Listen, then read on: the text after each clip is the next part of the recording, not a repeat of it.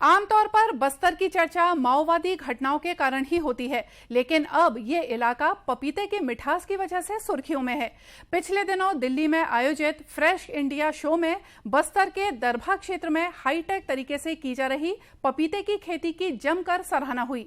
पपीते की हाईटेक खेती उस इलाके में हो रही है जहां के किसान पारंपरिक तौर पर जंगल को काटकर पेंदा खेती करते थे, जिससे यहां बड़े पैमाने पर जंगलों को भी नुकसान पहुंच रहा था और इस खेती से ग्रामीणों की आर्थिक स्थिति में किसी तरह का उल्लेखनीय सुधार नहीं हो पाया।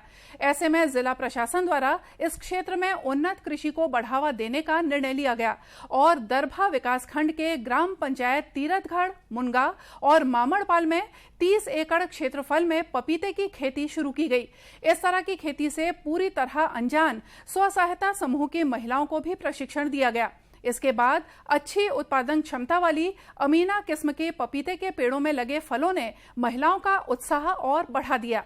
स्व सहायता समूह की महिलाओं का कहना है कि पपीते की खेती से हमारी आय में अच्छी खासी बढ़ोतरी हुई है। ये बाजार में 25 रुपए किलो में हम लोगों ने बिक्री की है और दूसरी तुड़ाई का फल हम लोगों ने दिल्ली के आजादपुर मंडी में 70 रुपए किलो में नीलामी की है और हम अभी तक हम लोग बेचे हैं 45 टन 6 कुंटल 35 किलो से। हम लोगों को जमीन 10 एकड़ जमीन 10 साल के लिए कर दिए गए हैं और ना ऑटो मिशन, तड़िक चालक, बेदर स्टेशन, ये सब सरकार के द्वारा मिला गया है।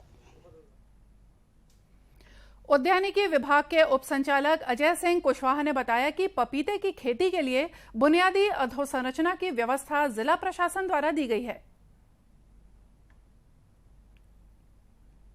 इस 30 एकड़ क्षेत्रफल के लिए इंफ्रास्ट्रक्चर जैसे फेंसिंग, ड्रिप ऑटोमेशन सिस्टम, सिंचाई व्यवस्था के अंतर्गत ट्यूबवेल इत्यादि का व्यय जिला प्रशासन के द्वारा दिया गया।